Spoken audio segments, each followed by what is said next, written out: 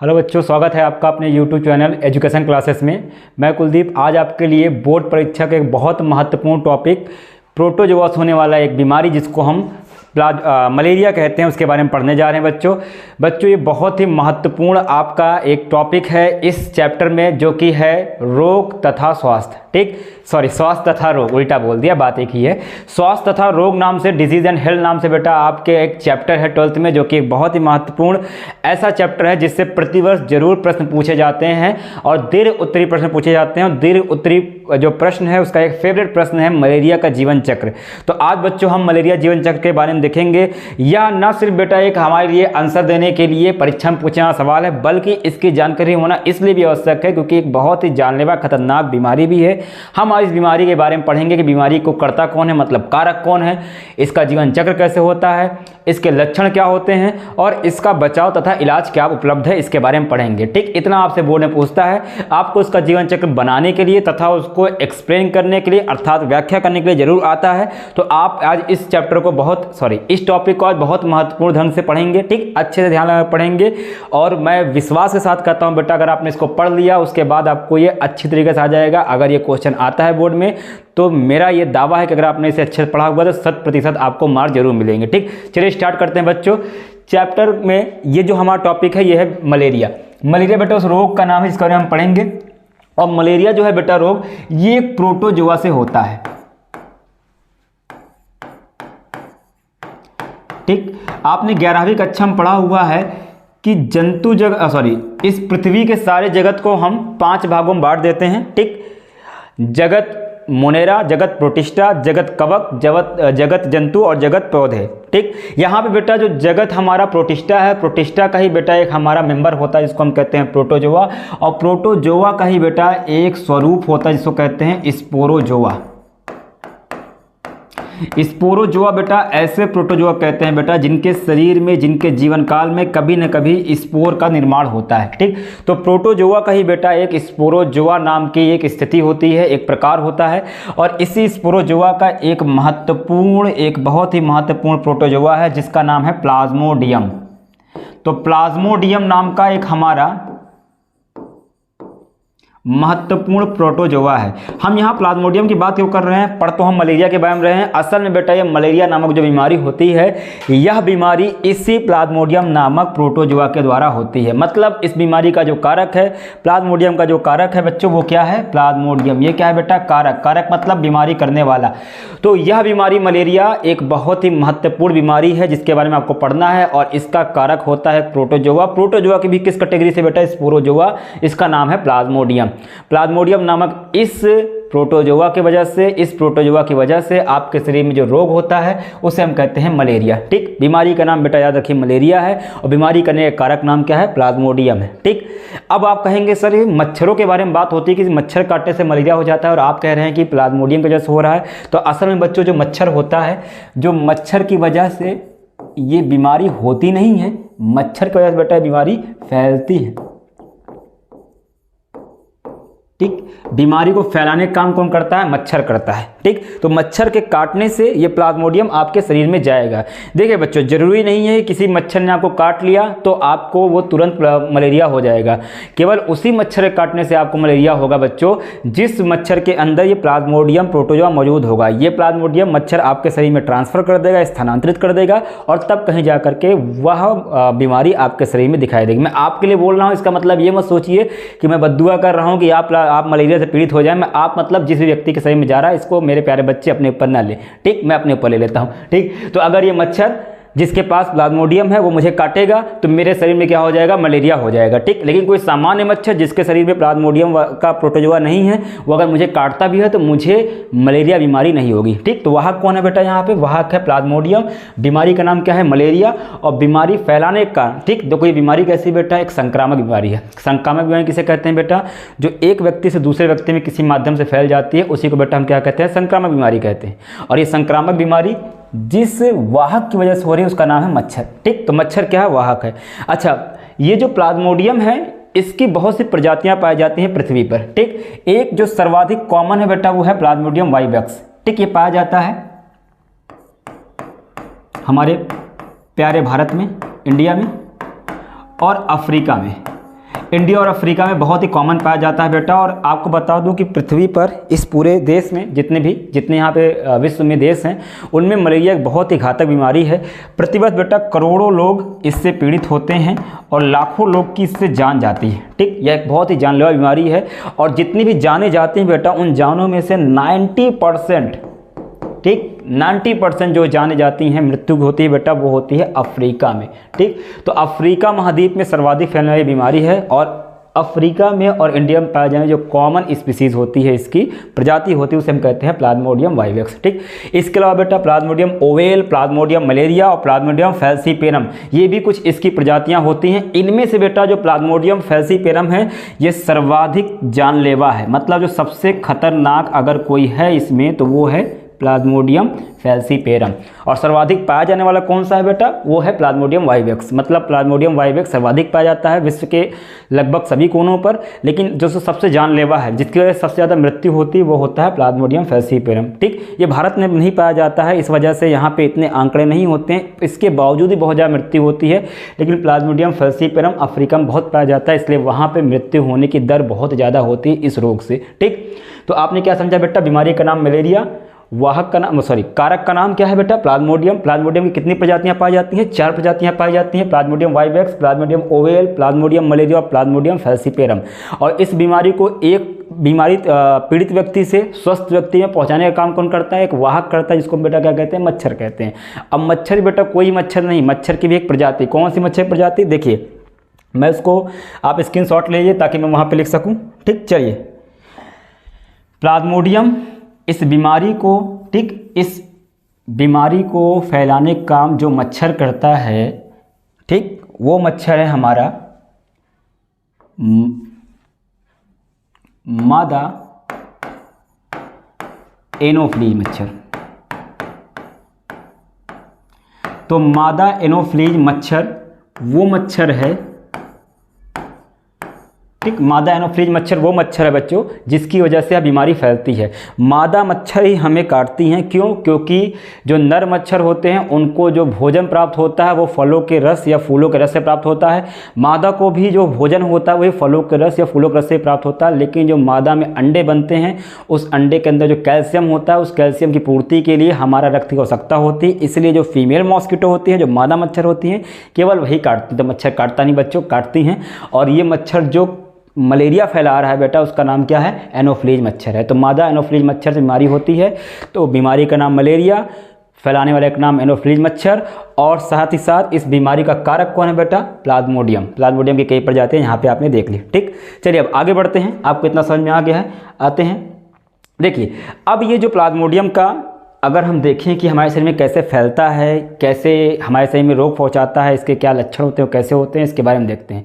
तो हमको इसका जीवन चक्र देखना है और साथ ही साथ ये भी देखना है कि इससे कौन कौन से हमारे शरीर में लक्षण प्राप्त होते हैं। तो पहले हम देख लेते हैं बेटा इस बीमारी के लक्षण क्या होते हैं। आपको लिखने को आता है बीमारी, मलेरिया रोग के कारक, वाहक, लक्षण तथा इस बीमारी का जीवन चक्र लिखिए। ठीक, तो अगर हम लक्षण की बात करें, इस बीमारी के अगर हम लक्षण की बात करें कि अगर कोई व्यक्ति पीड़ित है, ठीक, अगर कोई व्यक्ति पीड़ित है तो उसमें किस प्रकार के लक्षण दिखाई देंगे। तो पहला लक्षण ये है बेटा कि इसमें आता है ज्वर, फीवर आता है। ठीक, फीवर के बाद आता है बेटा यहाँ पे कपकपी होती है, शरीर कांपने लगता है, सर्दी लगती है, ठंड का एहसास होता है। ठीक, पूरे शरीर में थकान, सिर दर्द और उल्टियाँ होती हैं। ठीक, ये इसके लक्षण होते हैं।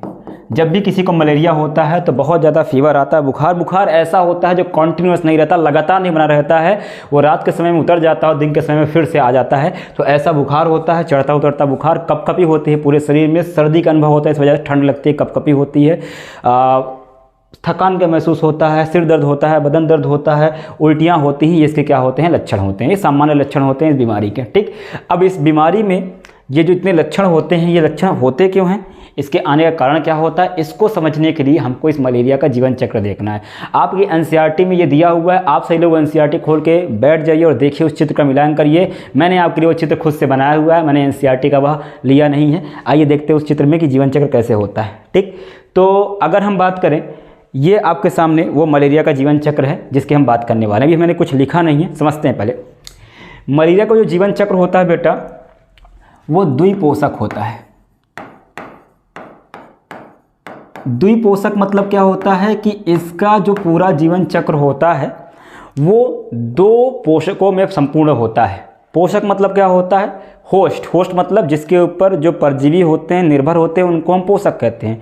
तो इनके शरीर में इनका जो प्लाज्मोडियम है ये दो पोषक के शरीर में अपना पूरा जीवन चक्र पूरा करता है। तो एक पोषक क्या है? एक तो हम है, ठीक, एक तो हम है, मतलब एक पोषक होगा मानव और एक होगा फीमेल एनोफिलीज मच्छर। तो आधा जीवन चक्र इनका मच्छर में और आधा किस में होगा? मानव में, ठीक ठीक। तो पोषक दो हैं बेटा, एक है प्राथमिक पोषक और एक है बच्चों द्वितीयक, सेकेंडरी, ठीक, द्वितीयक। अब ये मत सोचिए कि हम इंसान तो हम प्राथमिक, नहीं बेटा, प्राथमिक कौन होता है? मच्छर। अब आप पूछेंगे मच्छर ही क्यों? क्योंकि इसका लैंगिक प्रवस्था जो होती है, मतलब जिसमें ये लैंगिक जनन पूर्ण करता है, वो मच्छर में होता है। और जिस भी जीव के अंदर बेटा लैंगिक प्रवस्था पूर्ण होती है वही प्राथमिक होता है। और ये द्वितीयक में क्या होता है? इसमें अलैंगिक प्रवस्था रहती है जो कि है मानव। तो इसके दो पोषक होते हैं बेटा, प्राथमिक पोषक होता है मच्छर और द्वितीयक पोषक होता है मानव। और हम यहाँ देखेंगे बेटा कि ये जो जीवन चक्र है मलेरिया का, इसमें कौन कौन सी घटनाएं होती हैं, ठीक। आइए स्टार्ट करते हैं। देखो, मान लेते हैं बेटा ये एक मच्छर है जो कि एक स्वस्थ व्यक्ति को काट रहा है। ये स्वस्थ व्यक्ति का हाथ है, उसमें इसने काटा और उसके बाद बेटा इसने ट्रांसफर कर दिया, इसने इसके रक्त में क्या छोड़ दिया बेटा? इसके रक्त में छोड़ दिया इसने जीवाणुज। अब आप सोचेंगे जीवाणुज क्या होता है? बात तो प्लाज्मोडियम की हो रही थी बेटा। देखो ये जो प्लाज्मोडियम है बच्चों, ठीक, ये जो हमारा प्लाज्मोडियम है, ठीक, इसकी जो प्रारंभिक अवस्था होती है, मतलब जब ये मैच्योर नहीं होता है, ये मैं क्या लिख रहा हूं, प्रारंभिक नहीं लिखा, ठीक। तो इसकी जो बेटा प्रारंभिक अवस्था होती है,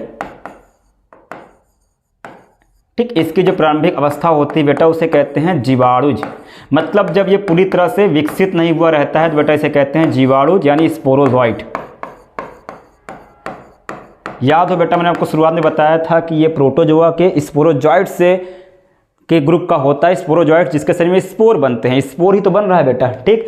तो इसकी जो प्राथमिक प्लाज्मोडियम की प्राथमिक अवस्था होती है, जो प्रारंभिक अवस्था होती है, मतलब एक सरल भाषा में इसका जो बचपना होता है, जब ये पूरी तरह मैच्योर नहीं रहता है, रोग करने के लायक नहीं होता है, तब इसको बेटा हम क्या कहते हैं? जीवाणुज या स्पोरोजोइट कहते हैं। जब भी कोई मच्छर हमारे शरीर में काटता है तो हमारे रक्त में कौन जाता है बेटा? वो प्लाज्मोडियम नहीं जाता जो कि पूरा मैच्योर है, वो जाता है वो प्रारंभिक अवस्था में जाता है, अभी वो मैच्योर नहीं हुआ, अभी वो हमको बीमार नहीं कर सकता बेटा। और ये तुरंत जीवाणुज बेटा भागते हुए कहाँ जाता है? ये जाता है और इफेक्ट करता है हमारे यकृत में, हमारे लीवर में जाता है। ये तुरंत जाता है बेटा हमारे लीवर में। लीवर में बेटा आप जानते हैं कि बहुत ज़्यादा भोज्य पदार्थ मौजूद होता है, तो ये यकृत में पहुँचता है बच्चों, और यकृत में पहुँचने के बाद ये तुरंत क्या करता है? यहाँ पे करता है अलैंगिक जनन। और अलैंगिक जनन जब करेगा बच्चों, तो अलैंगिक जनन आपने पढ़ा है बेटा, पहला ही चैप्टर है अलैंगिक जनन के बारे में बताया गया है। यहाँ पे अलैंगिक जनन की जिस प्रवस्था, ठीक, आप स्क्रीनशॉट ले, मुझे कुछ यहाँ से हटाना पड़ेगा। अलैंगिक जनन की जो प्रवस्था इसमें देखी जाती है वो होगी बहुखंडन। यहाँ पे होगा बेटा बहुखंडन, मल्टीपल फ्यूजन। तो यहाँ बहुखंडन होगा, मतलब एक ही जीवाणुज अपने शरीर को कई भागों में विभाजित कर लेगा और उसके बाद बेटा ये कई टुकड़ों में बांट लेगा और बन जाएगा ढेर सारे स्पोरोजोइट, ठीक। तो ये जैसे कोई मच्छर काटेगा स्वस्थ व्यक्ति को, उसके रक्त में जाएगा जीवाणुज। जीवाणुज बहुत तेज़ी से लगभग आधे घंटे के अंदर पहुंच जाते हैं हमारे लीवर में। इनको आधे घंटे का समय लगता है, बहुत छोटे होते हैं। और वहां पे जा करके हमारी इस यकृत की कोशिकाओं में बहुत ज़्यादा भोज्य पदार्थ होता है, वहां पे जा करके अलैंगिक जनन करना प्रारंभ कर देते हैं। वहां पे जाके अलैंगिक जनन करते हैं बेटा, और अलैंगिक जनन की जिस विधि का उपयोग करते हैं उसे हम कहते हैं बेटा बहुखंडन। बहुखंडन करने के बाद ये लगभग 2 सप्ताह तक अपनी संख्या लीवर के अंदर बढ़ाते हैं और लगभग 2 सप्ताह तक जब तक ये हमारे यकृत में रहते हैं हमारे शरीर में कोई लक्षण नहीं होता। बेटा एक बात समझो, यह आवश्यक नहीं है कि जैसे कोई बैक्टीरिया, वायरस या कोई भी रोगजनक हमारे शरीर में घुसता है वैसे ही वो लक्षण प्रकट करे। हो सकता है वो अभी गया हो और कुछ दिन बाद प्रकट करे। जैसे आपने एड्स के बारे में पढ़ा होगा, नहीं पढ़ा है तो मैं आपको इसी चैनल पर जरूर उसको पढ़ाने वाला हूँ। हमारा नेक्स्ट टॉपिक ही वही है। तो जैसे एड्स का वायरस बॉडी में जाता है तो उसको लगभग 3 से 12 साल लग जाते हैं अपने लक्षण प्रकट करने में। मतलब जरूरी नहीं है कि शरीर में जाते ही लक्षण प्रकट हो जाए। तो अगर कोई जीवाणु है या कोई बैक्टीरिया, कोई वायरस, कोई प्रोटोजोआ, कुछ भी है बेटा, अगर शरीर के अंदर जाता है और अंदर प्रवेश करने से लेकर के उसके लक्षण प्रकट करने का जो बीच का समय रहता है, जिसमें वो शांत रहता है, जिसमें वो कोई लक्षण प्रकट नहीं करते हैं, तो इसे कहते हैं बेटा इंक्यूबेशन पीरियड।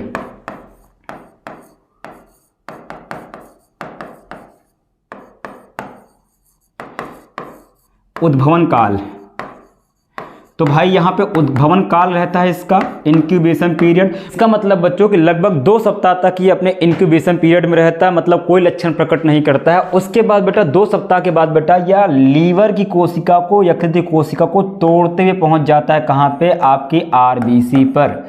अब बेटा ये हमारी लाल रक्त कणिका पर आक्रमण करता है। लगभग 2 सप्ताह तक अलग ही जलन करेगा। कहाँ करेगा बच्चों, ये करेगा लीवर के अंदर, यकृत के अंदर। और उसके बाद बेटा यकृत की कोशिकाओं को तोड़ करके कहाँ पहुँचेगा, आरबीसी पर। और आरबीसी पर जाकर के बेटा यहाँ पे वो पुनः क्या करेगा, अलैंगिक जनन करेगा।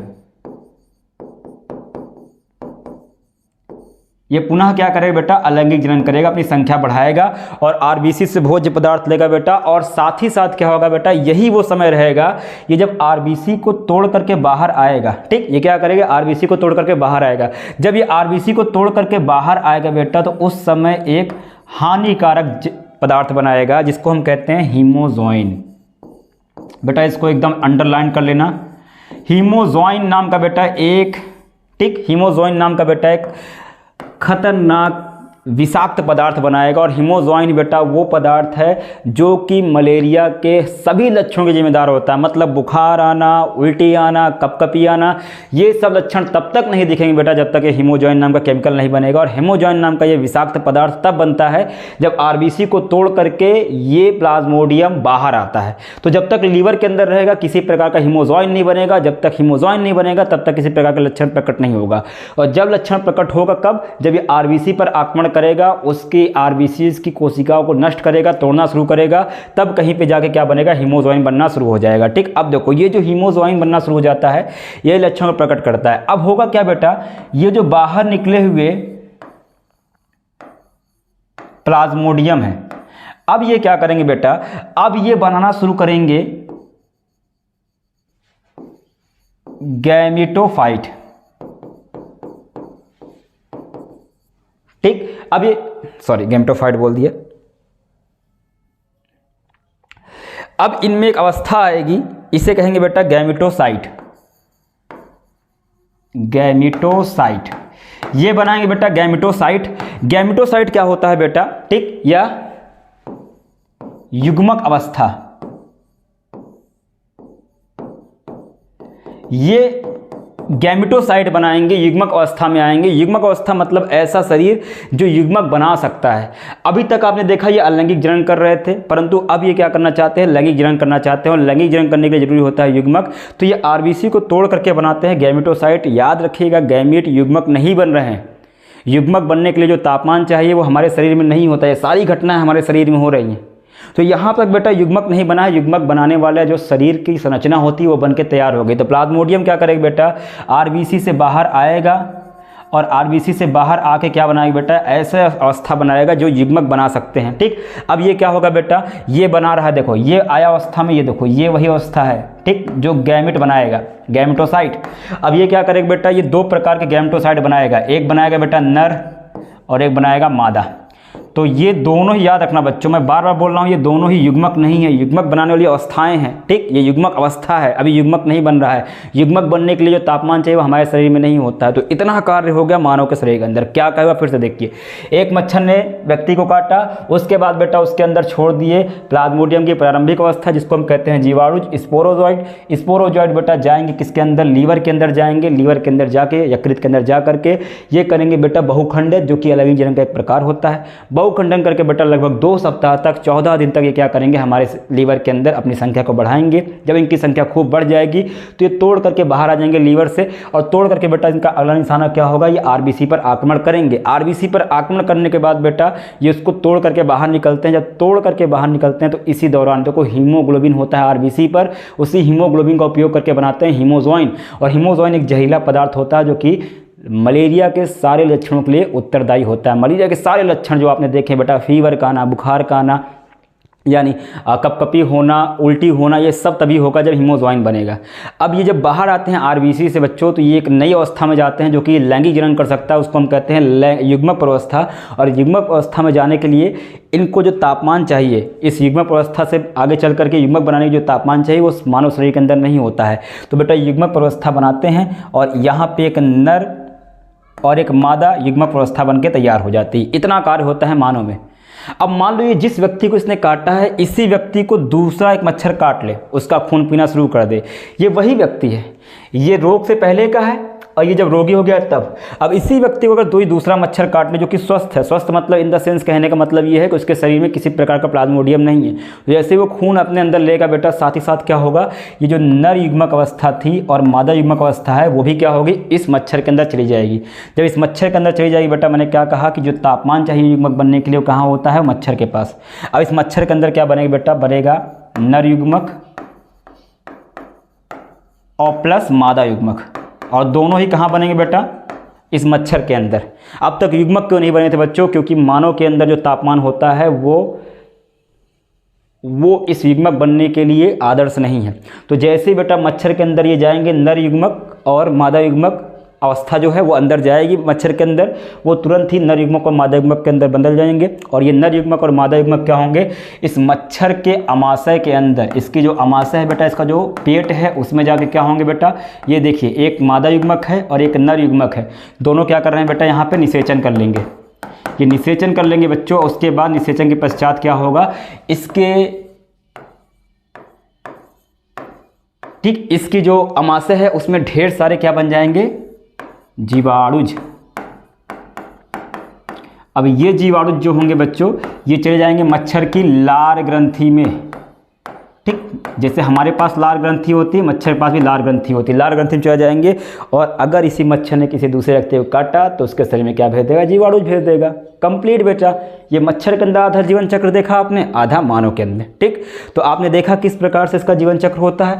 क्विक तुरंत समझिए, फिर से समझते बच्चों। देखो, एक व्यक्ति को काटा, स्वस्थ व्यक्ति को मच्छर ने, उसके पास जीवाणुज था। जीवाणुज क्या होता है, प्लाज्मोडियम की प्रारंभिक अवस्था। जैसे ही काटा बेटा, भागते कहाँ पहुंचा, लीवर के पास। लीवर में जाके अलैंगिक जनन किया। अलैंगिक जनन की कौन सी अवस्था बच्चों, उसने किया बहुखंडन। उसके बाद वो लीवर को छोड़ करके बाहर आया। लगभग 2 सप्ताह के बाद आरबीसी पर आक्रमण, वहाँ भी किया अलैंगिक जनन। और जब बाहर आया आरबीसी से तो उसने क्या करना शुरू किया, युग्मक बनाने शुरू किया, प्रारंभ कर दिया, मतलब लैंगिक जनन की अवस्था करना शुरू कर दी। और जब वो आरबीसी से बाहर आया तो उसने एक बनाया जहरीला पदार्थ, जिसको हम क्या कहते हैं, हीमोजॉइन। यही मलेरिया के सारे लक्षणों के लिए उत्तरदायी होता है। 1 नंबर क्वेश्चन आता है, हीमोजॉइन क्या होता है, आपको पता होना चाहिए। हीमोजॉइन वह विषाक्त पदार्थ है जो कि मलेरिया के सभी लक्षणों के लिए उत्तरदायी होता है। ठीक, अब बेटा उसके बाद ये जो युग्मक अवस्था है, यहाँ पे ये युग्मक अवस्था धीरे धीरे विकसित होना शुरू करती है नर युग्मक अवस्था की तरफ और मादा युग्मक अवस्था की तरफ। और ये नर युग्मक अवस्था और मादा युग्मक अवस्था होती है, अब इसको युग्मक बनना है, परंतु युग्मक बनने के लिए जो तापमान चाहिए मानव शरीर के अंदर नहीं है। अब इसी व्यक्ति को, जिसके रक्त में मौजूद है क्या, नर युग्मक अवस्था और मादा युग्मक अवस्था, किसकी, प्लाज्मोडियम की। अगर कोई दूसरा मच्छर इसको काटती है, फीमेल एनोफ्लिस, तो उसके शरीर में चला जाएगा बेटा नर युग्मक अवस्था और मादा युग्मक अवस्था। और उसके अंदर अमाशय में जाने के बाद बनेंगे बेटा नर युग्मक और मादा युग्मक, और निषेचन भी संपन्न हो जाएगा। उसके बाद बेटा ये जो जीवाणुज होंगे चले जाएंगे लार ग्रंथि में, और उसकी लार ग्रंथि से किसी दूसरे व्यक्ति को काटते उसके शरीर में जीवाणुज, फिर ये प्रक्रिया चलती जाएगी। ठीक, तो एक ये जो जीवन चक्र आप देख रहे हैं प्लाज्मोडियम का, वो इस प्रकार से देखने को मिलता है। ठीक, अब ये आपको समझ में आ गया। अब चलिए हम आगे चलते हैं, थोड़ा इसके बारे में और देख लेते हैं। देखो, ये जो मलेरिया है, अगर हम इसका उपचार देखें, भाई बीमारी है तो उसका उपचार भी होगा। तो भाई इसका उपचार जो सबसे सर्वाधिक प्रभावी होता है वो एक दवा होती है, उसे हम कहते हैं क्विनैन। तो कुनैन नाम की एक दवा होती है जो इस बीमारी मलेरिया का इलाज किया जाता है उसके लिए, ठीक। और ये कुनैन नाम की दवा बनती कैसे है बेटा? ये बनती है एक पौधे से जिसको कहते हैं सिनकोना। एक वृक्ष होता है जिसको कहते हैं सिनकोना। सिनकोना वृक्ष की छाल को बाहर लेंगे और उस छाल को पीस करके बनाया जाता है कुनैन। और जैसे ही बेटा इस कुनैन को पिलाया जाए या इससे बनी गई दवाई को खिलाया जाए, व्यक्ति का मलेरिया ठीक हो जाता है, ठीक। तो कुनैन सबसे प्रभावी दवा होती है जो कि सिनकोना नाम के वृक्ष, ये एक वृक्ष है बेटा, वृक्ष की छाल से क्या होता है? ये प्राप्त होता है। ये देखो मैंने वृक्ष कितना गलत लिख दिया, ठीक। तो यहाँ पे वृक्ष से प्राप्त होता है, ट्री प्राप्त होता है, ठीक। और ये कुनैन सबसे सर्वाधिक इसकी प्रभावी दवा होती है। और अगर बात किया जाए बेटा इसके बचाव की, भाई एक बात याद रखना, बीमार होकर के इलाज कराने से अच्छा है कि हम क्या कर लें, उसका बचाव कर लें, ठीक। तो बचाव करने के लिए क्या होगा हमारे पास? भाई मच्छर अगर हमको नहीं काटेगा तो बीमारी नहीं होगी। तो क्या बचाव का तरीका है बेटा? आसपास पानी इकट्ठा ना होने दें, क्योंकि पानी इकट्ठा होगा तो मच्छर बनेंगे, ठीक। तो अगर हम पानी इकट्ठा नहीं होने देते हैं, ठीक, उसके अलावा मच्छरदानी का प्रयोग करते हैं, ठीक, अपने आसपास का परिवेश स्वच्छ रखते हैं, ठीक। अगर अपने आसपास का परिवेश स्वच्छ रखते हैं, ठीक, कीटनाशक का छिड़काव करते हैं जिससे मच्छर मर जाए, तो ऑटोमेटिक हमको इस बीमारी से बचाव हो जाता है। आप बस ये जान लीजिए, जितना हो सके मॉर्टिन जलाना है, मच्छरदानी का प्रयोग करना है, वो बैडमिंटन आता है मारने वाला उसका प्रयोग करना है, मच्छर काटने ना पाए बस किसी तरह से। अगर मच्छर नहीं काटेगा तो बीमारी होने का कोई चांसेस नहीं है। और मान लो हो भी जाती है तो कुनैन का प्रयोग किया जाएगा जो कि सिनकोना वृक्ष की छाल से तैयार किया जाता है, ठीक। तो हमने क्या क्या देखा, ठीक, समराइज़ करते हैं उसको, ठीक। एक बार में समराइज़ कर लेते हैं तुरंत। देखो हमने क्या देखा बेटा, बीमारी का नाम बहुत तेज समझेंगे बेटा। मलेरिया, आपका बहुत वक्त नहीं लूँगा। मलेरिया किसकी वजह से हो रही बेटा? प्लाज्मोडियम, ठीक। क्या समझा? बीमारी का नाम मलेरिया, करता कौन है? प्लाज्मोडियम, फैलाता कौन है बेटा? मादा एनोफिलीज। तो मादा एनोफिलीज फैलाता है, करता कौन है बेटा? ठीक, प्लाज्मोडियम। बीमारी का नाम क्या है? मलेरिया, ठीक। उसके बाद जीवन चक्र कितने लोग में पूरा हो रहा है बेटा? 2 लोग में। कौन कौन से बेटा? एक तो मानव और दूसरा क्या है? मच्छर। प्राथमिक पोषक कौन है बेटा? मच्छर। द्वितीयक पोषक कौन है? मानव, ठीक। अब देखो इसके बाद हमने देखा बेटा इसका जीवन चक्र। जीवन चक्र में क्या देखा? जीवन चक्र में देखा बेटा पहले सिंपल, ठीक, एक मच्छर, ठीक, एक मच्छर वो स्वस्थ मानव में, ठीक, काटता है जिससे उसे शरीर में क्या आ जाता है? जीवाणुज, ठीक। जीवाणुज कहाँ गया बेटा? यकृत में। यकृत में क्या किया बेटा? अलैंगिक जनन, ठीक। उसके बाद ये कहाँ गया बेटा? आरबीसी पर, लाल रक्तकणिका पे। वहाँ पे क्या बनाया बेटा? हीमोजोइन। हीमोजोइन क्या करता है? यही सारे लक्षण प्रकट करता है। उसके बाद आरबीसी से बाहर आया क्या बनाया बेटा? युग्मक अवस्था, ठीक। इतना कार्य किया कहाँ बेटा? इतना कार्य कहाँ हुआ? मानव के अंदर, ठीक। उसके बाद क्या हुआ बेटा? नर युग्मक और मादा युग्मक, ये कहाँ बने? ठीक, एक दूसरे मच्छर ने जब इस व्यक्ति को काटा, ठीक, ये क्या लिख दिया, ठीक, एक दूसरे मच्छर ने जब इस व्यक्ति को काटा तो ये युग्मक अवस्था उस मच्छर के अंदर चली गई। मच्छर के अंदर क्या बने बेटा? नर युग्मक और मादा युग्मक, और साथ ही साथ क्या हुआ बेटा? निषेचन, ठीक। उसके बाद जीवाणुज कहाँ पहुंच गए? लार ग्रंथि में, ठीक, लार ग्रंथि में। उसके बाद क्या हो बेटा? अगर इसी मच्छर ने फिर काट लिया तो मानव के अंदर फिर हो जाएगा, ठीक। देखो इसको आपको इस तरह लिखना नहीं, से समझाने के लिए है। एक मच्छर जिसके पास जीवाणुज है, मानव काटता है, उसके यकृत में जाता है, ठीक। तो कोई जीवाणुज गया उसके यकृत में, वहाँ किया अलैंगिक जनन, फिर गया आरबीसी पे, वहाँ बनाया हीमोजोइन, फिर क्या हुआ बेटा? युग्मक अवस्था है इसकी, जिसमें नर युग्मक अवस्था और मादा युग्मक अवस्था है। इतना हुआ मानव के अंदर। अब किसी मच्छर ने इसको काटा, ठीक, तो इसका रक्त पिया, जिससे क्या होगा बेटा? युग्मक अवस्था उसके अंदर चली जाएगी। अब उस मच्छर के अंदर क्या होगा, उसके आमाशय में नर युग्मक और मादा युग्मक बनेंगे, उनका निषेचन होगा, फिर बनेगा जीवाणुज। जीवाणुज कहाँ जाएगा, लार ग्रंथि में। अब इसी मच्छर ने दोबारा इंसान को काट लिया तो उसके अंदर फिर ये प्रक्रिया शुरू हो जाएगी। ठीक, तो 2 अवस्था में हुआ। लक्षण, तीव्र बुखार का आना, उल्टी होना, कपकपी होना, सिर दर्द करना, बदन दर्द करना, थकान महसूस करना, ये इसके लक्षण होते हैं। दवा क्या है बच्चों, कुनन। किससे बनती है, सिनकोना से। सिनकोना के किस भाग से, उसकी छाल से। ठीक, और अगर बचाव की बात करें तो मच्छर किसी तरह से काटने नहीं देंगे तो ऑटोमेटिक हमको बीमारी नहीं होगी। ठीक, तो ये इस बीमारी के बारे में जिसके बारे में आज हमने पढ़ा बेटा, ये उसका पूरा ओवरऑल था। ठीक, तो उसके बारे में हमने आज देख लिया। ठीक, कि उस बीमारी में क्या क्या होता है। देखिए वही बात, मलेरिया बीमारी का नाम, मच्छर है ठीक, जो फैलाती है इसको। ये 4 प्रकार के मलेरिया इस प्लाज्मोडियम के प्रकार हैं जो कि विश्व के भी प्रत्येक कोने में मिलते हैं। मादा एनोफेज मच्छर जो है इसको फैलाने का काम करता है। इसके अतिरिक्त ये इसके लक्षण, ठीक, ज्वर का आना, कपकपी होना, सर्दी होना, थकान, सिर दर्द, उल्टी आदि, ये सारे। अच्छा, ये लक्षण आते किससे हैं, अभी आपको बताया था, हीमोजॉइन नाम के विष से, जो कि कब बनता है, जब ये आरबीसी पर आक्रमण करता है। तत्पश्चात ये बेटा वो पूरा जीवन चक्र जो कि इस हमारे प्लाज्मोडियम का, ठीक, ये जीवन चक्र है। आप ऐसे ही बनाएंगे, मतलब इससे खूबसूरत बनाएंगे आप, लेकिन आपको ऐसे ही बनाना है। आपकी पुस्तक में जैसा लिखा है वैसे कोशिश मत करिएगा, बहुत ज़्यादा मेशी हो जाएगा। ठीक, इस तरह से आपको बनाना है। उसके अलावा बेटा ये उपचार और ये इसका बचाव, ठीक, और ये लास्ट में थोड़ा सा आपने क्विक रिवीजन किया कैसे इसको बारे में पढ़ना है। ठीक, तो बच्चों ये था आज का पूरा हमारा टॉपिक जो कि था मलेरिया और उसका जीवन चक्र। बच्चों अगर आपने इसको अच्छे से पढ़ लिया तो आपके जितने अंक होंगे उसको आपको पूर्ण अंक मिल जाएंगे। आपको इसको बहुत ध्यान से पढ़ना है। मुझे कमेंट बॉक्स में जरूर बताइएगा कि यह आपको कैसा लगा आज का सेशन। ठीक, और मैं आपसे बार बार ये बात बोल रहा हूँ, इसको शेयर करिए, लाइक करिए और जितना हो सके हमारे ऐप को डाउनलोड करिए। बच्चों हम यहाँ टॉपिक वाइज पढ़ाते हैं। अगर आप चाहते हैं कि ये सारी चीज़ें आपको सीरियल वाइज, चैप्टर वाइज और साथ ही साथ आपके सारे डाउट्स लाइव अगर सॉल्व हो सके, हमारी लाइव क्लासेस को देखना चाहते हैं तो हमारे ऐप को जरूर डाउनलोड करिए। तब तक के लिए आज के लिए इतना ही, धन्यवाद।